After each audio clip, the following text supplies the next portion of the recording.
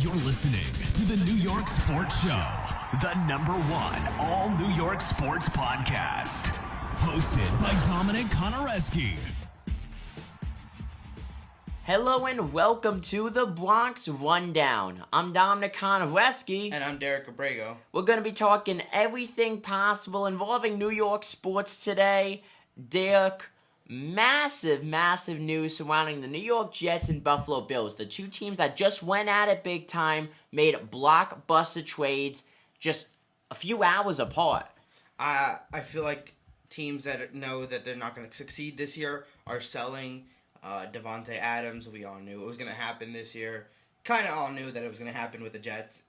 They had the more rumors. It was a week late, though. It was. It was a week late. Because imagine if the Jets had Davante Adams against the Bills. Because going 2-4 compared to being 3-4, it's a big difference. Now the New York Jets are essentially in an unmathematical must-win situation. They face Pittsburgh, where it's probably going to be pouring out, because that's how it seems to always be when the Jets are at Pittsburgh. And then they face New England, which, went to Drake May, but they still don't have a solid footing this season. So it's possible to go and win 2 games straight. And I believe Russell Wilson got the knock for the start this weekend, too. I believe so. So we'll get to see a new quarterback for the Steelers. As of late, it's been Justin Fields. So let's see how it goes from there. It's going to definitely be interesting because Russell Wilson could always be taken out mid-game for Justin Fields. The way that the Steelers' quarterback situation is, they have essentially 2 starters on their team. Justin Fields, he put up good stats last year with the Chicago Bears. Did not have a good O-line or D-line, though, so it overall made him look bad. Russell Wilson, he's having a very inconsistent, last few years of his career. It's going to be interesting in that game. What I'm looking at now, and it has been made official, the Jets put Mike Williams on the trade block. Mm-hmm. Obviously, Davante Adams, he's taken Mike Williams' spot, essentially, when it comes to getting reps. It's very hard to earn Aaron Rodgers' trust, very easy to lose it. Mike Williams, I believe, lost the Jets the game by missing that play.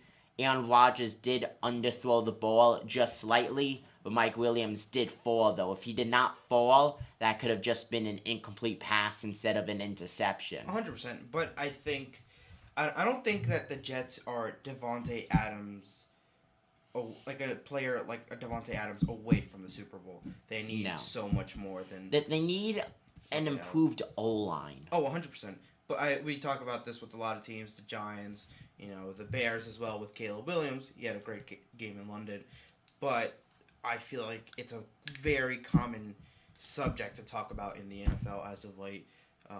It's like having a pair of crackers and twigs out there to protect no quarterback. Aaron Rodgers is going to get hurt again.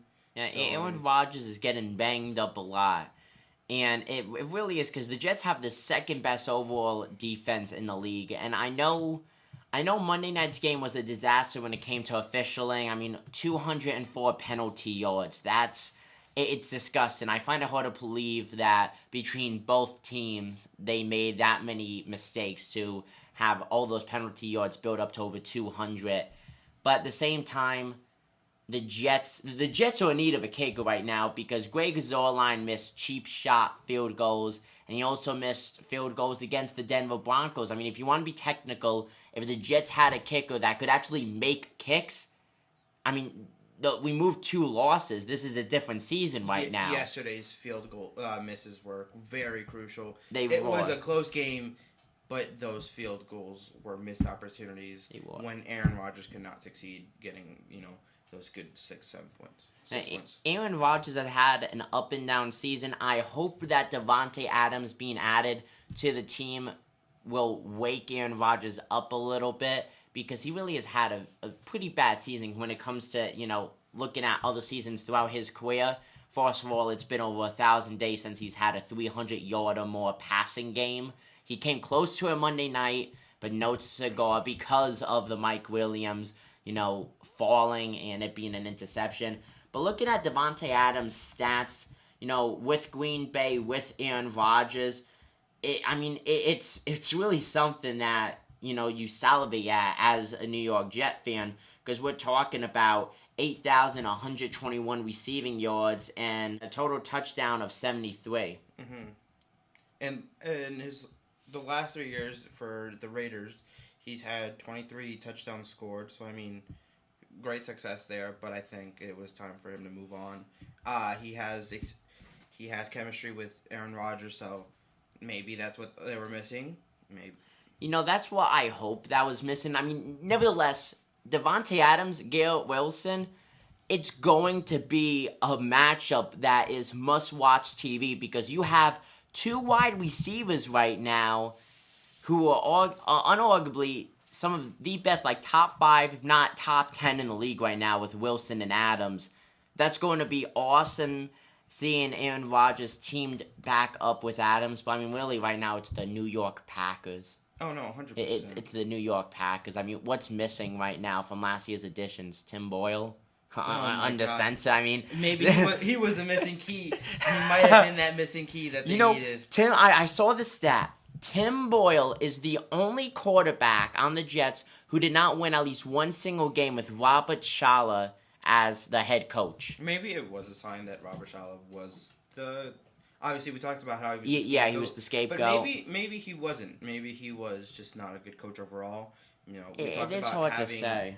Having respect for players in the clubhouse, but Tim Boyle was just not successful at all with him.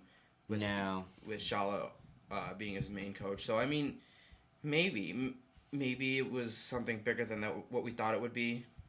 So far, lost a game to the Bills.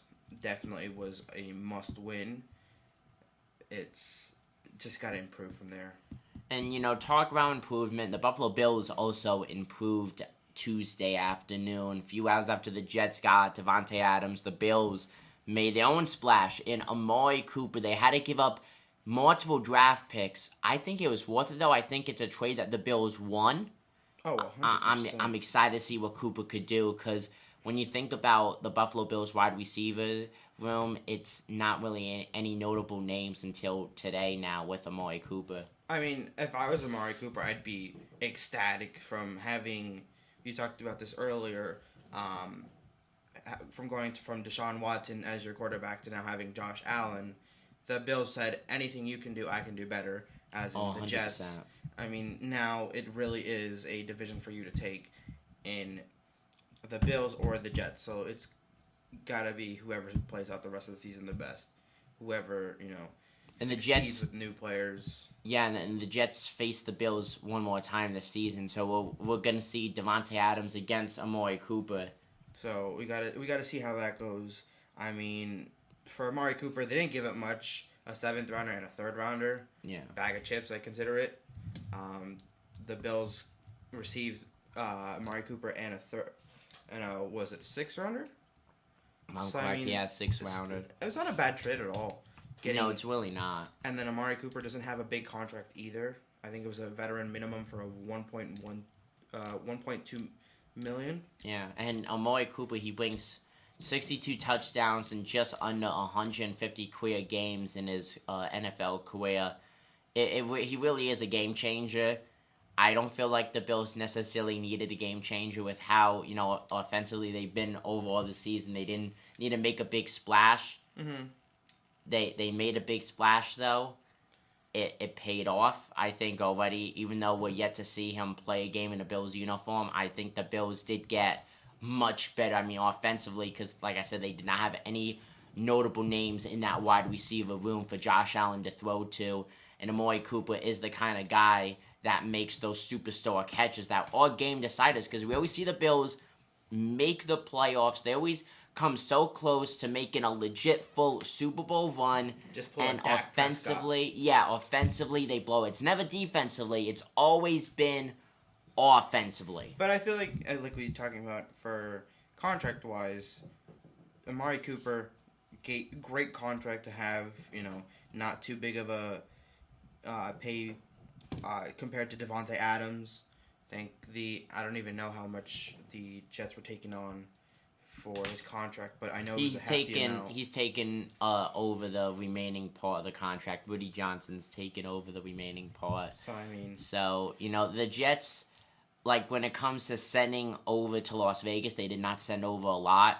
But, I mean, taking over the remaining part of Adams' contract, financially, that's a lot. Losing a lot of money to use for free agency. I know that it's a must-win now. It really is, because... what if you still want to rebuild in the future? Well, I look at it like this. If the Jets win a Super Bowl this season, at least make it to the Super Bowl, because the Jets did not get Aaron Rodgers. They did not fully change their team just to be eliminated in the first round. They did not do it just to make the playoffs. Oh, 100%. So the New York Jets are really a Super Bowl or bust kind of team, whether it's a Super Bowl appearance or win. I feel like the way Aaron Rodgers is getting beat up this season, I mean, he's very susceptible for another injury. He's going to be 41 in December, so he's going to be 41 before the season comes to an end. Aaron Rodgers may not come back next year if he gets banged up too much, or if the Jets end up not getting themselves out of this 2-4 hole. Because if you look at it last season and compare how they are, last season at this time, Jets offense scored 113 points. They were 3-3. This exact time now, a year later, Jets are 2-4, have scored 113 points offensively. Same exact offensive production, despite having Aaron Rodgers, a future Hall of Fame quarterback, under center. Same offensive production, and you have one less win. I mean, that's not good. The only thing that you can really praise the Jets for having is just a great defense. Yes. Other than that, I mean, it's straight all a downside from there. Rodgers having multiple scare of injuries because he has no help. Williams dropping that ball last night was terrible. Really should have been terrible. Caught. But like you said before, it was too low to the ground.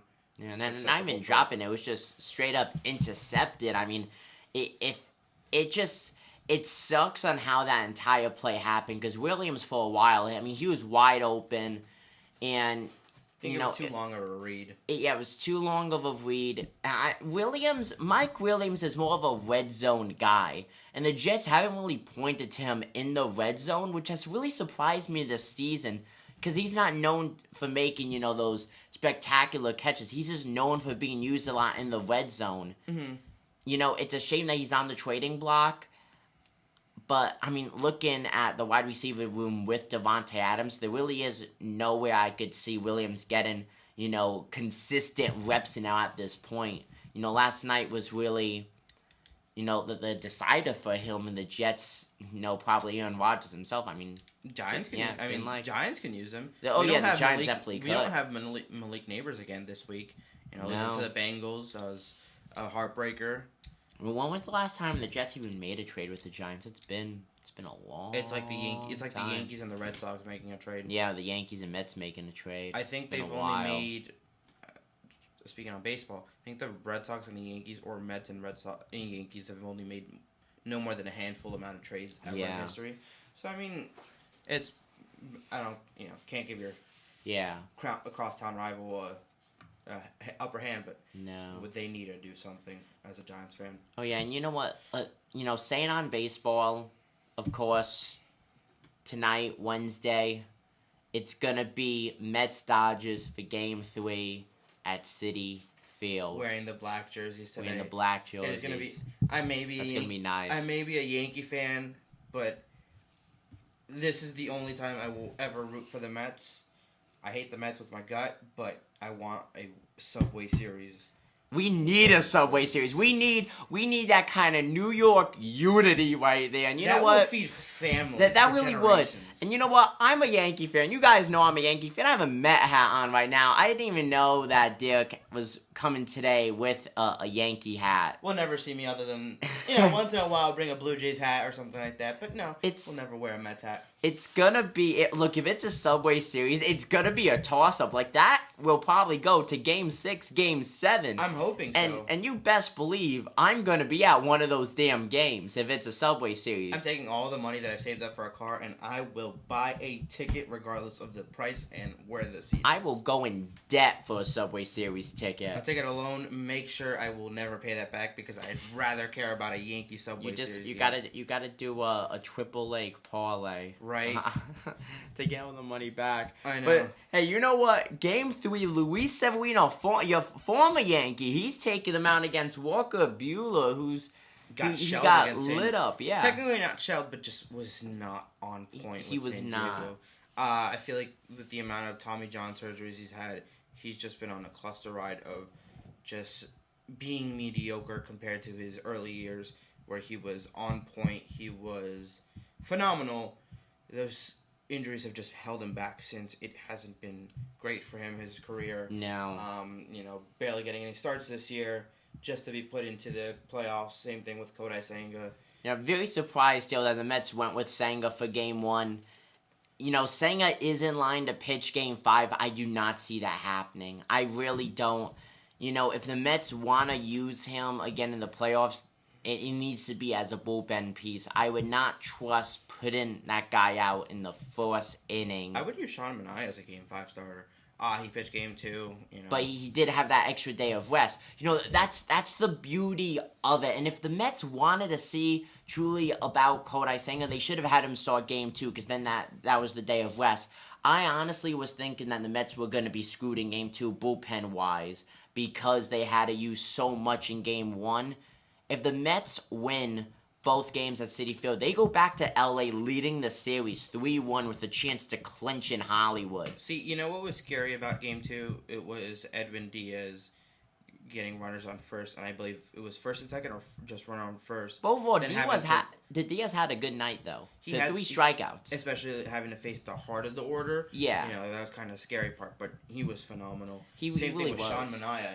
He's having a career revitalization. I mean, after throwing that, a no-hitter and then just falling off the face of the earth with having struggling years, he found his home in New York with the Mets. He really has, and I think Severino did too. Severino, you could tell he's having fun. He had his few great years with the Yankees, but then it was just injuries after COVID year, and then it was just we knew we didn't need him. Yeah. But after this year, he proved a point where he is still good. He is that pitcher that you want to have on the mound. Big time. So we got to see how he goes out with a bang tonight, locks in, like Carlos Rodon did. So hopefully. At the Thursday night, it's gonna be Yamamoto for the Dodgers. 5.63 ERA with 3 strikeouts. He kind of struggled against the Padres too. I like the Mets' chances against Yamamoto.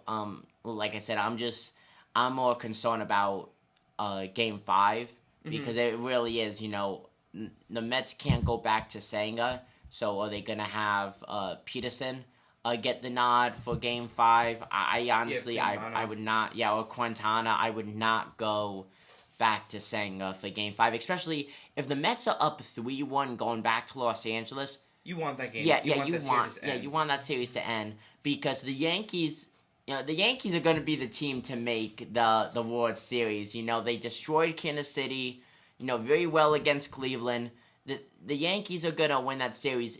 If anything, 5 games max. It's not going to go to Game 6 or 7. Not Aaron Rodgers. A-Rod said, the Yankees seem to have the easiest pathway to the World Series. Same thing with Derek Jeter. He was stating, if the Yankees were to pick and choose who they wanted to play, the Royals and the Guardians were their 2 pick and choose teams. And so far it's been great. It really has been. That Monday night game was phenomenal with Soto leading off with that home run in the third. Yes. And then just, 2 bad reads by Bo Naylor. Should have been blocked balls, prevents them from getting that big lead.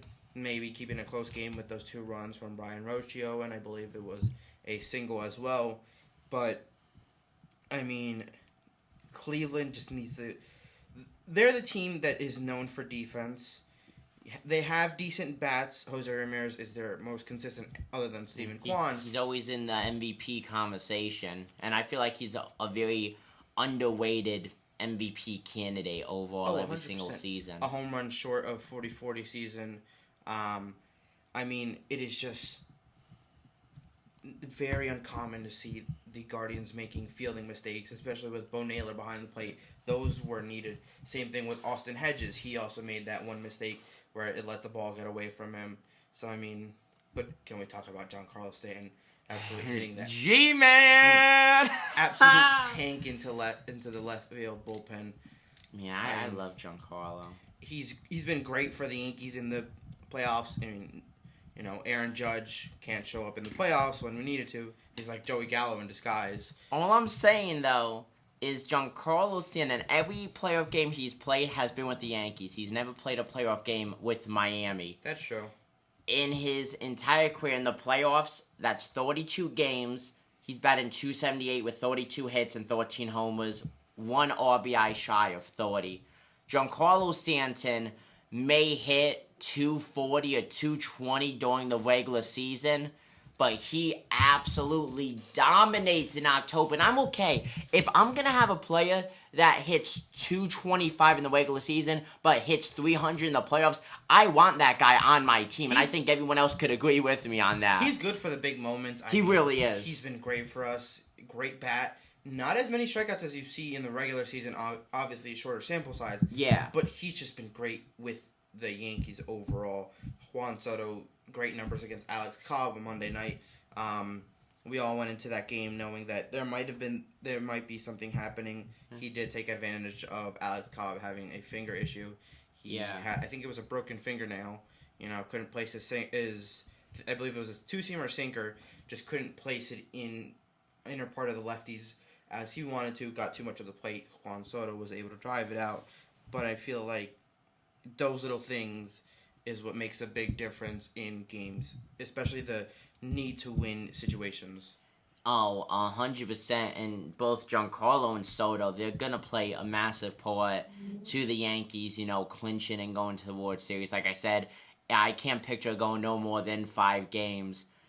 This really is the best year, the easiest year that the Yankees have to win a World Series with Judge. And it really sucks that Aaron Judge hasn't been a big contributor overall in the playoffs. I know he had a good night, Monday against Cleveland. Mm-hmm. But, I mean, overall, he has been pretty quiet thus far, and it is sad to say. I feel like, and with the lineup, with people who are struggling, I feel like Wells shouldn't be hitting fourth just to give him a little bit more pitches to see. I feel like now that we have Rizzo back, obviously not enough at-bats to prove that he belongs in the 4th spot. It was awesome to see him just to have him in that 4th spot and then move Wells back maybe a slot or 2 down. Yeah. Give him a little bit more pitches to see because he's struggling.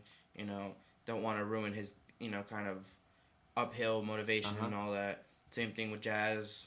Struggling. But he doesn't really have much playoff experience. No, but also Jazz Chisholm hasn't done that much for the Yankees, since his trade to New York. I know he had a good regular season was great. Yeah. Oh, yeah. Over the regular season was great. I feel like the last 2 weeks of the season, Chisholm kind of fell quiet, and in the playoffs, he's still been quiet. But as you said, not really any playoff experience. So I don't necessarily blame him for that.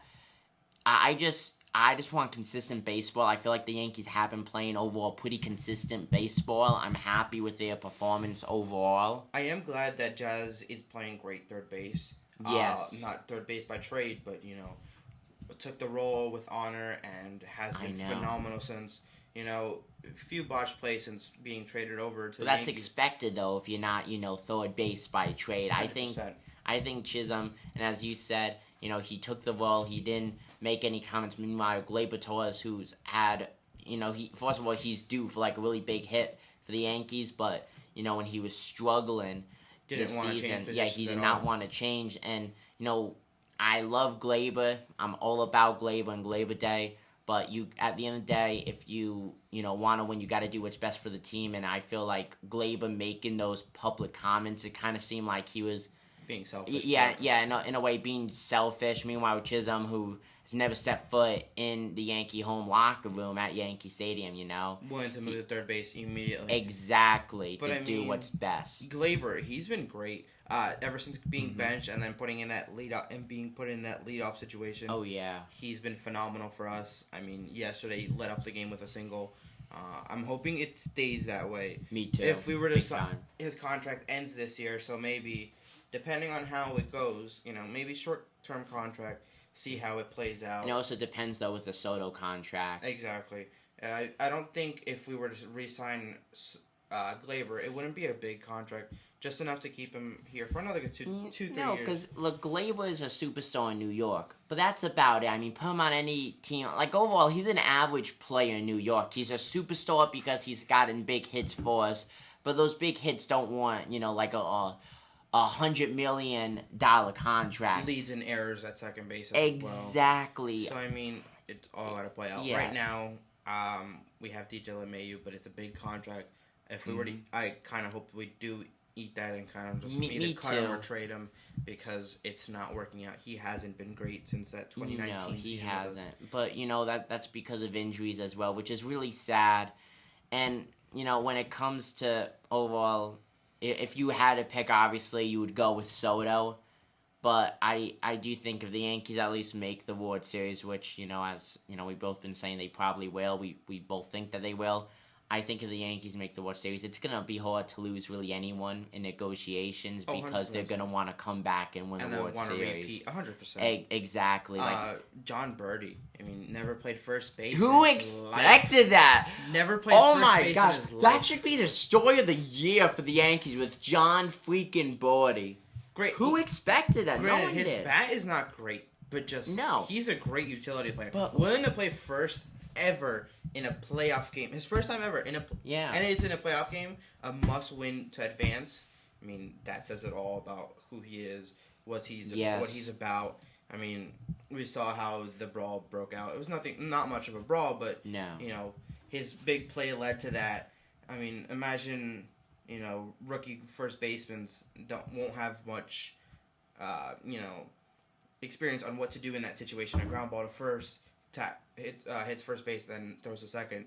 I mean, first game ever. Yes. Just off the top of his head. And that really was, just his entire production this season. It's been a surprise, but it's been a pleasant surprise, 100%. I am just hoping that we do get more Oswaldo. Me too. A little bit of a struggle, but again, not much opportunity given to him. No. With Rizzo coming back, cut less playoff time for him. We all knew that Ben Rice wasn't going to be playing as much with his bat dying down after his first. And not even on the ALCS roster. So, and unless something again happens to Rizzo, he's not going to be on the World Series roster more than likely. So I'm we've surprised seen the end Rizzo of him. was playing. To be fair. Yeah, I really am first. Too. And he got a hit in his first at bat. I love to see Anthony Rizzo back. I'm excited to see what he's going to do for the rest of the series. Yeah, well, that is it for today's episode. I know we only focus on football and baseball, but there was a lot to talk about, though. I'm excited for game number 3 for the Mets, and I'm excited to see what Davante Adams and Amari Cooper could do. It's going to be nice. It's going to be a big few weeks, especially with baseball and football being the two biggest sports as of right now. Football, maybe a lot of teams are going to dump players. Maybe they're going to make big trades. Let's see. I'm hoping the Giants do make, big trades. Too. Not having Kayvon Thibodeau for, I think it was 4 to 6 weeks. Yeah. Because of thumb surgery. So it really does suck the situation the Giants are in. Big time. But hopefully it just gets better from there. Hopefully it does. And folks, you could tune in every Wednesday at 3 o'clock for the Bronx Rundown. Next week, though, it may be next Tuesday. We may be live streaming. Not sure about that yet. There will be an announcement on the YouTube community post and also on Instagram at New York Sports Show and on Twitter at NYSS Official. But for now, I'm Dominic Konoweski. And I'm Derek Abrego. And this was the Bronx Rundown. Take it easy, folks. Thank you.